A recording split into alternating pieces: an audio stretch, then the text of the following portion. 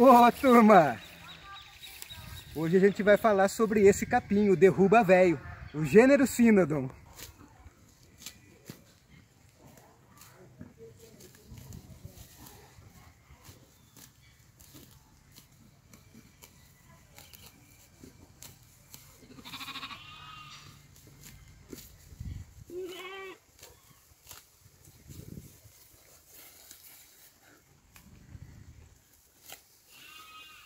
Estamos aqui hoje no campo para falar sobre o gênero Cynodon.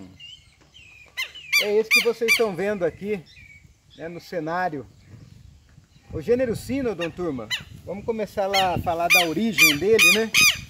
Nós vamos ver que tem duas espécies dentro desse gênero que são de importância aqui para o Brasil. E uma é o gênero, a espécie Cynodon dactylon. O Cynodon dactylon, ele tem uma origem assim cosmopolita, ou seja, ele ocorre no mundo inteiro. Acho que só não tem Cynodon dactylon na Groenlândia lá. E a outra espécie que nós vamos ver de importância para o Brasil é o Cynodon nelenfuensis. O Cynodon nelenfuensis tem origem daí na África, tá? África do Sul. O gênero Cynodon, espécie Cynodon nelenfuensis. Bom, e aí a gente já tem dois troncos, né, que são classificados como as estrelas, que são os de origem africana, e é caracterizado pela ausência de rizoma. E as bermudas, que tem origem então do Cynodon dactylon, que é caracterizado pela presença de rizomas.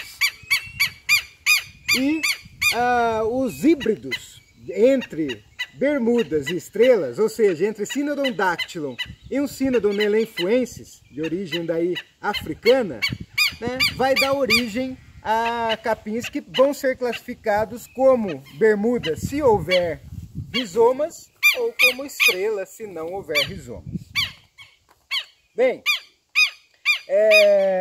o gênero Cynodon, ele foi mais estudado, foi feita uma coleção desse gênero e daí se fez seleções e melhoramento genético na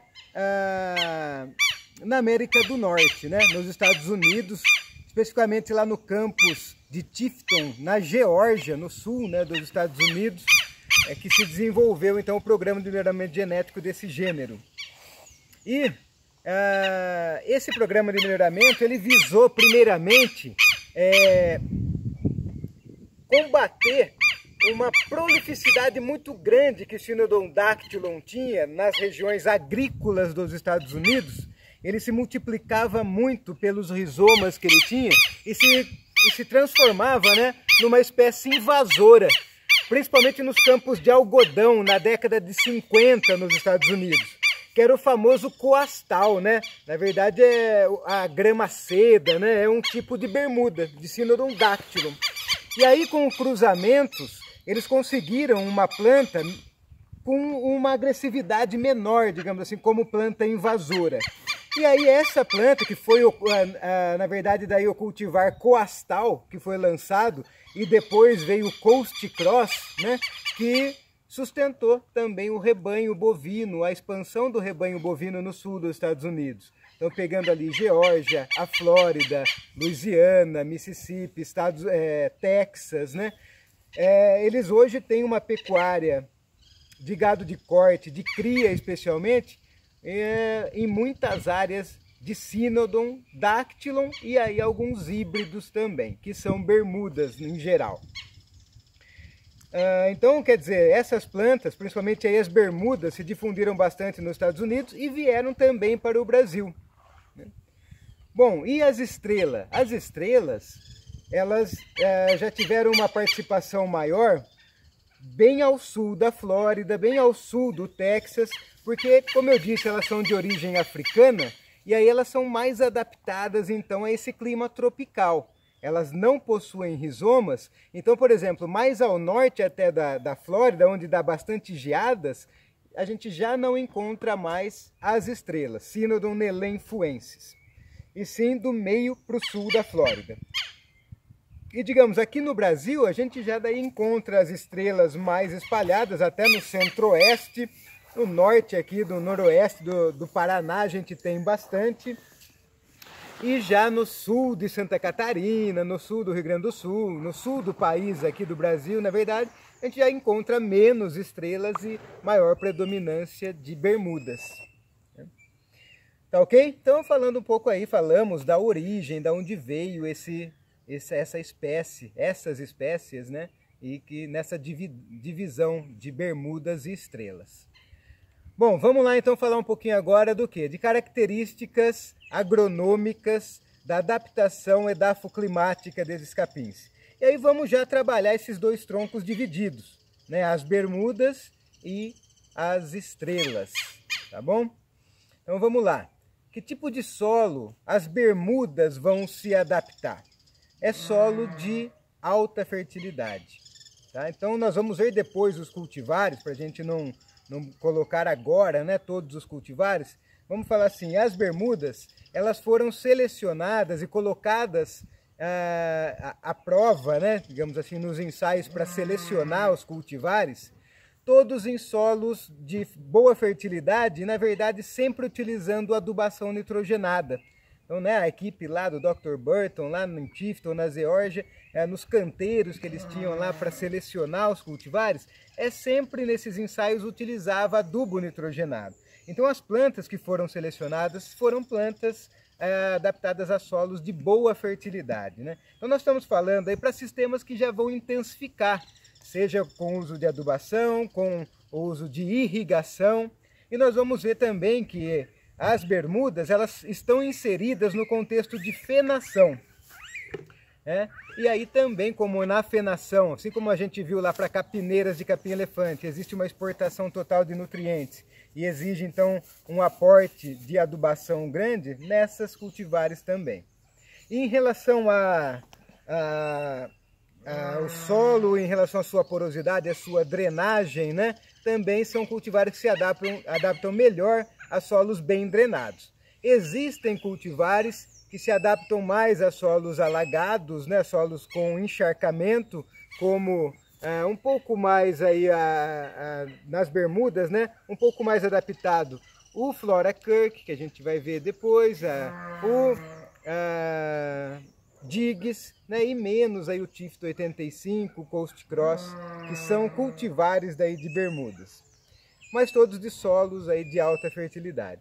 Aí já as estrelas, nas estrelas são capins adaptados já a solos de média até baixa fertilidade, mas capins que respondem à fertilidade do solo, à adubação também, né, com maior produtividade e maior valor nutritivo. Característica daí de encharcamento, as estrelas, Cynodon-elenfuensis, eles são mais adaptados a solos com encharcamento, com até um alagamento temporário. Então, uma boa opção aí também para essa classe de solo de média fertilidade, né, e que toleram encharcamento, estariam as estrelas. E aí, cultivares de estrelas, né, nós teríamos algumas que vieram da Flórida, que é a Florona, Florico, Ona. E aqui no Brasil, na verdade, é difícil encontrar um produtor que tenha bem caracterizado esses cultivares. Aqui, na verdade, a gente chama tudo de estrelas, né? E como elas são muito difíceis de diferenciar, né? Esse é o motivo pelo qual normalmente não se sabe de qual cultivar está se tratando na propriedade. E a gente trata tudo então como a estrela africana, estrela roxa africana. Esse seria o tronco então das estrelas, né? Existem os cultivares, como eu falei para vocês, mas existe uma dificuldade no campo de identificação, de ter a certeza desses cultivares. A diferenciação deles está em nível de espigueta, em nível de avaliação morfológica da gluma, do tamanho dela em relação à espigueta, né? Alguma coisa em relação a como os estolões crescem, a coloração dos estolões e da inflorescência, né? Então um pouco mais complexo aí a diferenciação desses capins. E na verdade no Brasil a gente tem uma grande mistura Então, não é só Cynodon elenfuensis que a gente tem. Cynodon elenfuensis são esses cultivares que eu falei, mas também tem uma introdução africana, né, vinda com a colonização do Brasil. E aí tem Cynodon plectostachys, outras espécies que são estrelas, que estão nesse rol todo, que hoje a gente chama de estrela. Tá? Ok, vamos falar agora um pouquinho então sobre a morfologia da planta. Vocês já devem ter percebido, o hábito de crescimento dela é estolonífero. É uma planta que cresce rasteira, principalmente onde tem solo descoberto. Ela quer colonizar essa área de solo descoberto, né? Então emitindo estolões. Depois que ela fecha o solo e começa uma competição por luz, aí elas emitem nos estolões os perfílios, né? Então perfílios de colmos mais finos, folhas curtas, né? Bastante folhoso no extrato pastejável aqui.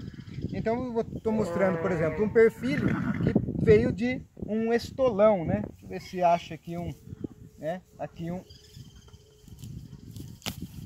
estolão, né? Então o que a gente tem de diferença entre as bermudas e as estrelas é que os estolões aí das bermudas, Cynodon dactylon, eles são mais curtos, não são estolões muito compridos, são os colmos normalmente mais finos. Você percebe que é uma planta assim, mais delicada, uma planta de folhinhas mais finas, uma planta menos robusta, comparando com as estrelas, que aí vão ter estolões que chegam a ter 10 metros de comprimento, com um diâmetro mais espesso, né?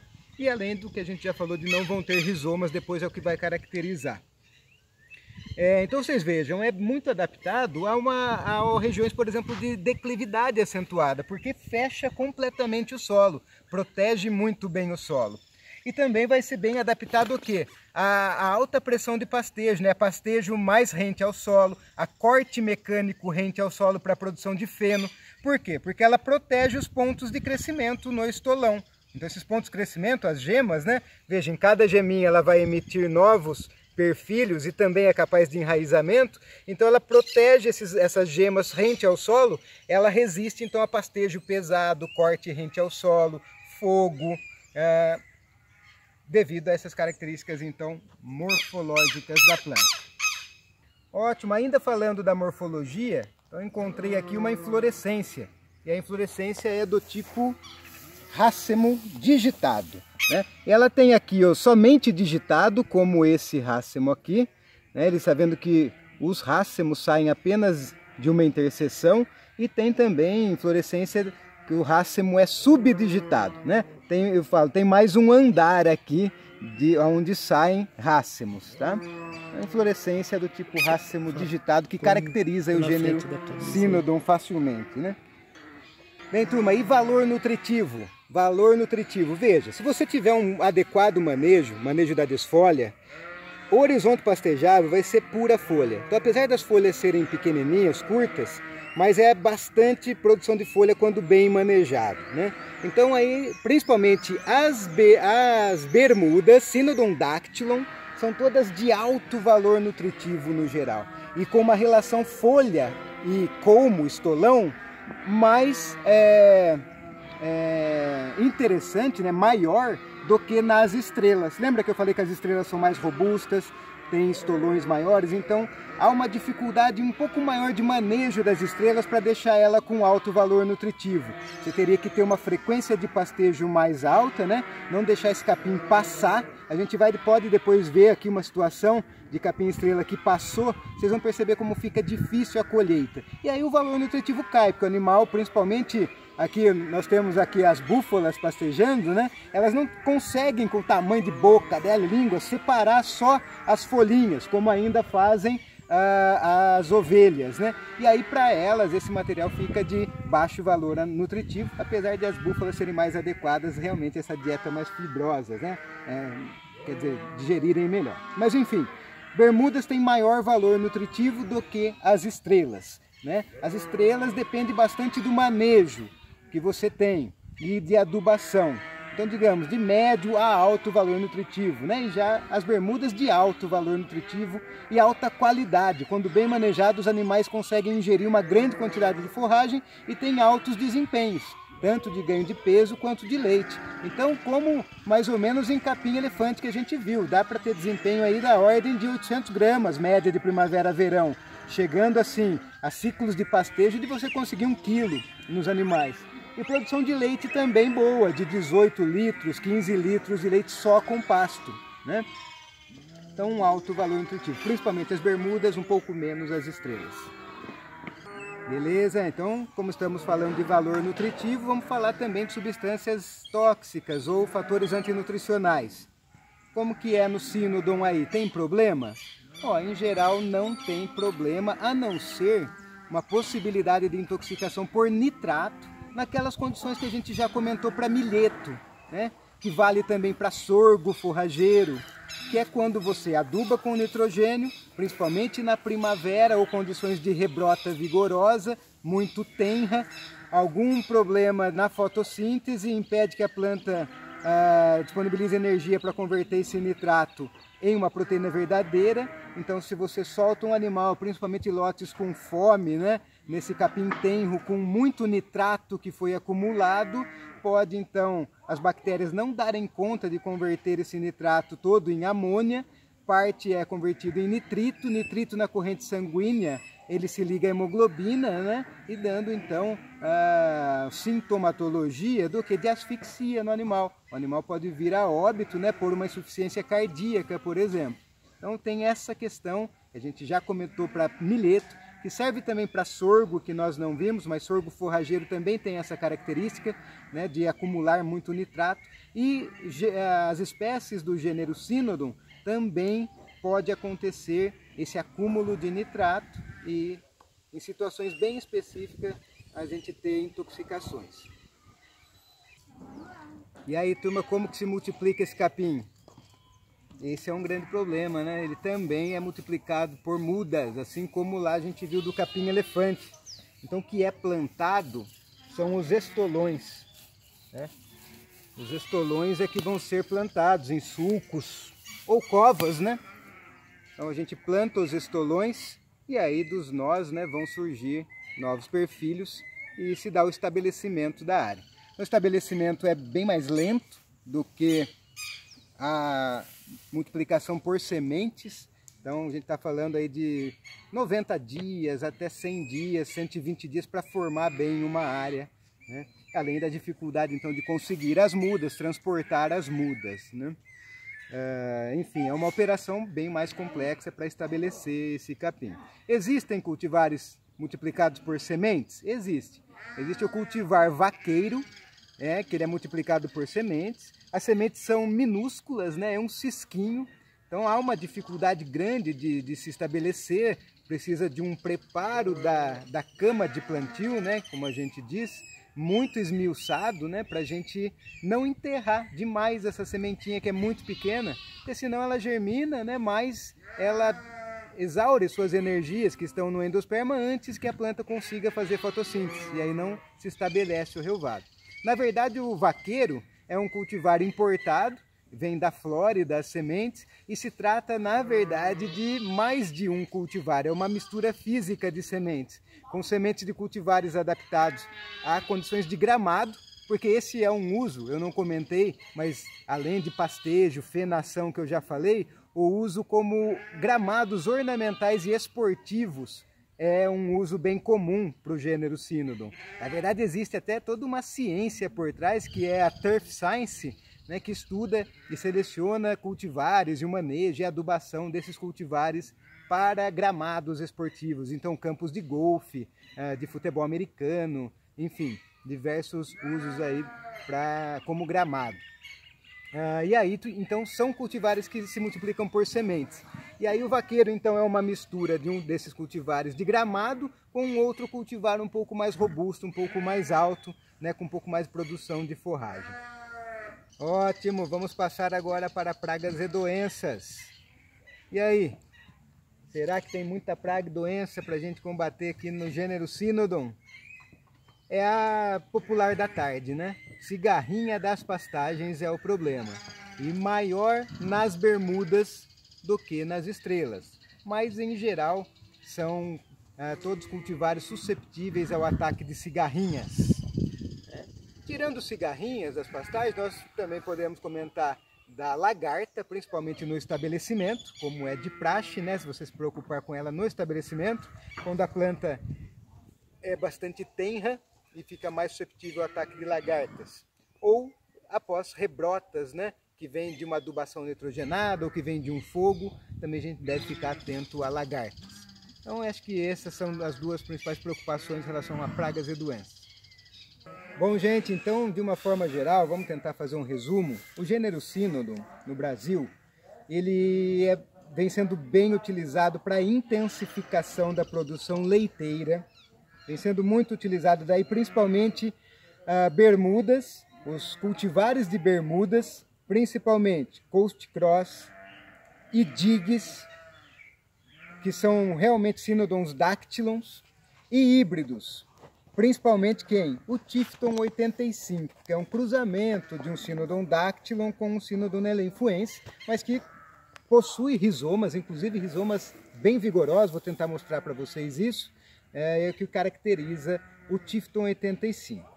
Esses capins, então, como eu disse, ele vem sendo utilizados em sistemas intensivos de produção de leite, sistemas intensivos ou profissionais de produção de feno de alta qualidade, principalmente para o mercado do cavalo, né, de genética, ou para animais de alto mérito genético, para levar para exposições, por exemplo, né, esses fenos ou silagens pré-secadas também, né. Como eu já disse, além dos usos na produção animal, uso para gramados esportivos, para gramados ornamentais e para proteção de solo, em tanques de piscicultura, em taludes, né? Então é uma planta muito adaptada a solos, na verdade a topografia com declive, porque ele protege muito bem o solo. As estrelas, então, que são de solos já mais pobres, solos de média fertilidade, que são um pouco menos nutritivas, de menor valor nutritivo, que são um pouco mais robustas, com um pouco mais de estolões, então mais difícil o manejo, elas já vêm sendo mais utilizadas na bovinocultura de corte, tá bom? Principalmente para categorias de recria, vacas, né? Para aguentar uma taxa de lotação mais alta.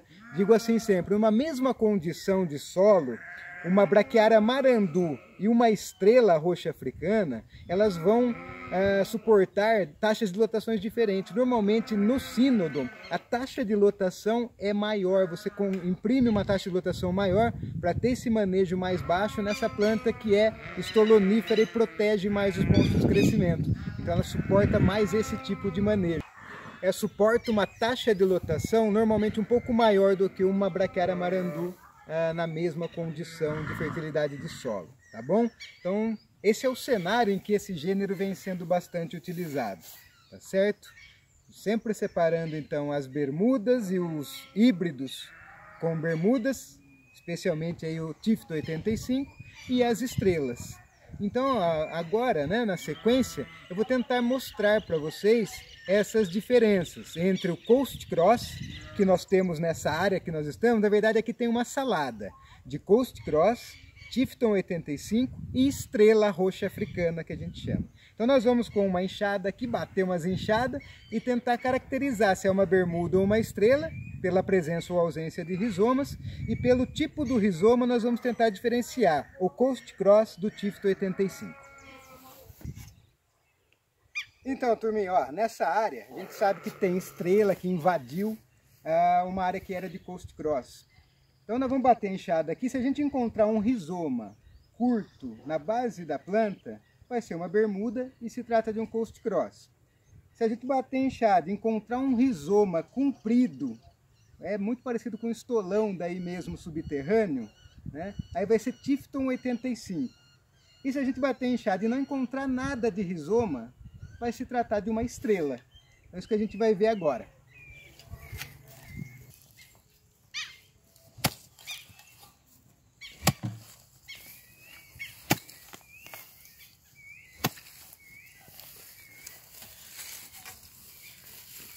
Então vamos lá, rapaziada, é aquela examinar, né, para ver se a gente encontra o rizoma.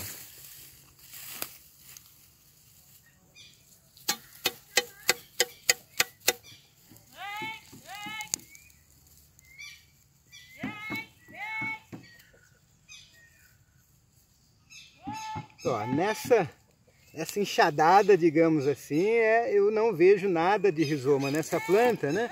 A princípio seria uma estrela. Mas vamos tentar um pouco mais aí.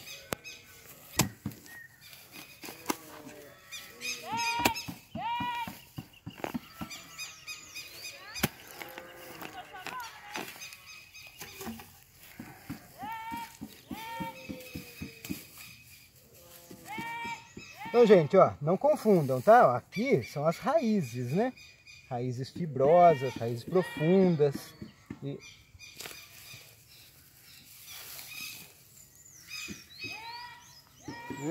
Ó, a princípio também não vejo assim nenhum estolão, nenhum rizoma que seria assim de Tifton. De Tifton depois a gente vai ver, vocês vão ver, ele é bem evidente, né?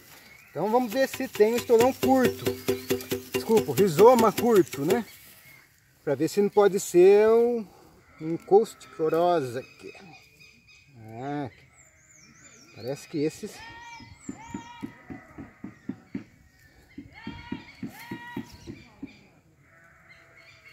Aqui. Aí. Então, essa estrutura aqui, ó, percebe? Que é um colmo subterrâneo e que tem os entrenós bem curtinhos. Esse é o rizoma dessa planta. Nós já vimos lá o do capim-elefante, que tem também um rizoma que é curto, mas bem mais carnoso do que esse, né? E esse aqui, então, é uma bermuda. E muito provavelmente aí o Coast Cross, né? Que a gente sabe que pelo histórico da área foi plantado aqui primeiro o Coast Cross. E depois a estrela africana, né? Que é menos exigente em fertilidade do solo, veio invadindo essa área, pois não foi feita a reposição de nutrientes. Então o que a gente tem assim de morfologia de diferente do Coast Cross com a estrela? Ele tem folhinhas mais finas, tá vendo? Menorzinhas, olha como que é pequenininha a lâmina foliar aqui desse perfilho, né? Então é uma pastagem assim que fica mais folhosa, com colmos bem fininhos. Então, por exemplo, para feno, desidrata super rápido, aí preserva o valor nutritivo e fica um feno com bastante folha. Quer dizer, é um pasto assim especial para cavalo, por exemplo, para cavalo, para ovinos, né? Mas tem que manter a fertilidade do solo alta para ele vegetar bem. Então vamos lá, turma, aqui vamos, não sei o que é aqui, vamos ver. Enxadada, ver se tem rizoma. Aqui é uma rebrota, né, de primavera agora, as primeiras chuvas caíram faz poucos dias. Ele está verdinho, assim, ainda pequeno, né? É bem difícil diferenciar se é uma estrela daí ou uma bermuda nessa condição aqui ainda. Aqui teria, como não tem também, né, inflorescência e tal, teria que ser aqui pelo rizoma mesmo. Então, ó, você veja que já não tem aquele rizoma curto que a gente viu, ó. Já, né, você pode ir destrinchando e você vê que os perfilhos, eles vêm direto de um perfilhamento basal, né, mas sem a presença do rizoma, ó. Você não encontra como a gente viu lá do Coast Cross. E também nem localizado e muito menos o comprido do Tifton 85. Não diria, essa planta que a gente tirou é uma estrela, né? Vamos procurar, vamos ver. Como eu falei para vocês, né, as estrelas, aqui provavelmente é uma área de estrela. As estrelas, se você deixar ela passar, né, não fizer o manejo do pastejo correto, ela vai formar essa estrutura de colmo, em tala, né, que a gente fala. E aí ela começa a ter um perfilhamento aéreo intenso. E esses perfilhos aéreos nessa condição, vejam que eles produzem perfilhos pequenos e folhas muito pequenininhas. Então, quer dizer, isso daqui é um dreno de energia da planta. A planta vai deslocar, né, energia para produzir essas folhinhas que são de difícil colheita pelo animal. O animal perde muito tempo selecionando essas folhinhas nesse relvado. É uma questão de manejo, né, de você não pecar no manejo, principalmente das estrelas, que tem esse comportamento mais agressivo. Olha só essa área do lado, por exemplo, que também passou forte mesmo, né, como a gente disse. Então, quer dizer, soltar umas ovelhas aí, ela vai perder tempo pra caramba selecionando essas folhinhas. o capim está perdendo energia, né, para não produzir muita folha. Ele fica mantendo vivo esses colmos, então esses colmos estão respirando, gastando energia da planta. Então tem essa maior dificuldade de manejo nas estrelas. Aí, turma, ó, aqui provavelmente é Tifton 85. E veja que aqui passou também um pouco o pasto, ele também está rebrotando de forma rosetada, que a gente fala, né? Esse perfilhamento aéreo aí, isso seria indesejável, né? Aqui seria uma roçada para consertar esse manejo, né? A gente ter maior produção de folhas e folhas mais acessíveis para o animal. Mas bom, vamos conferir se é mesmo Tifton 85.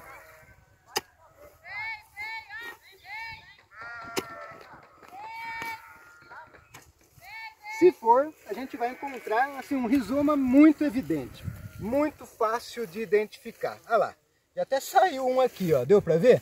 Digo assim, se é Tifton, é cada enxadado uma minhoca, tá? Você vai encontrar esse rizoma, que ele é mais parecido mesmo com o colmo, ó, como é grosso, tá vendo? E ele vai por baixo da terra até 3 metros, né? Fazendo o quê? Colocando novas plantas, tá vendo que aqui, ó, ele enraiza e solta na sua gema axial um novo perfilho. E até depois a ponta dele, ela foi decapitada aqui, né? Depois a ponta dele também pode emergir. A ponta dele sai da terra também e aí vem um perfilho aéreo, né?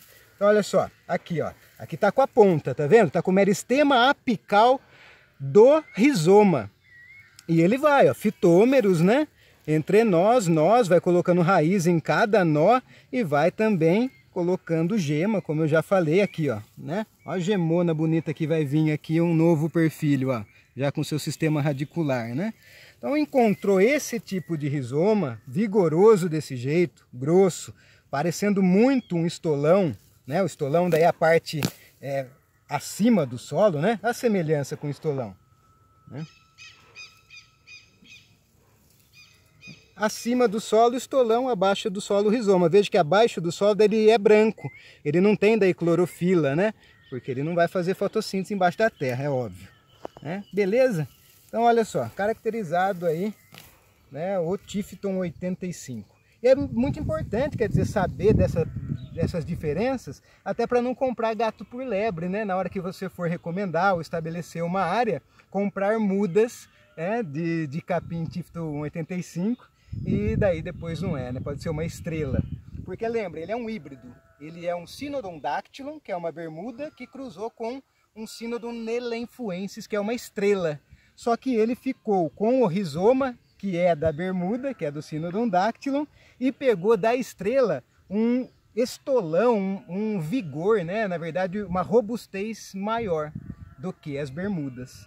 E esse é o famoso Tifton 85, uma planta que alta produtividade, mas requer solos férteis, adubação e muito utilizado nos sistemas de intensificação. Beleza, pessoal, então esse foi o gênero Cynodon, né? Eu estou aqui numa área, o pessoal aqui do Green Sheep Group, né? Eles trabalham o manejo das ovelhas aqui, e aqui tem uma saladona, tem Tifton 85, tem Tamani, tem Aruana, tem ali em cima o Quênia, tem Maasai. E é interessante perceber que as ovelhas adoram o Tifton 85. Até por isso que comparativamente aí, vejo que ele está mais desfolhado, né? Ele apanhou um pouco mais aí no final da seca. Então um capim de alta preferência também pelos animais, né? O Tifton 85 aqui, que hoje assim é o xodó, né? Na recomendação do gênero Cynodon, para sistemas intensivos, para produção de feno, né? Enfim, como eu já disse, é o que vem sendo procurado. Inclusive existem já viveiros que vendem mudas certificadas, vendem mudas em tubetes, né? Há todo aí um mercado que vem se abrindo na comercialização do Tifton 85. A estrela já, né? Essa você, principalmente no Paraná, Santa Catarina, é muito difundida. Você encontra mudas com facilidade. Aí qualquer barranco de estrada aqui, né? Nessa região nossa aqui de Maringá, encontra mudas de estrela, né? Mas aí outro uso, outra adaptação, como a gente já conversou. Enfim, espero que vocês tenham gostado aí da aula, principalmente essa parte prática, né? Para aprender a diferenciar os 3 cultivares que são mais utilizados no Brasil atualmente. Né? A gente teria mais um quarto que é o Diggs, que vem entrando forte, que é um Cynodondáctylon, que vai ter rizomas também, no entanto rizomas mais finos do que nós vimos aqui para o Tifto 85.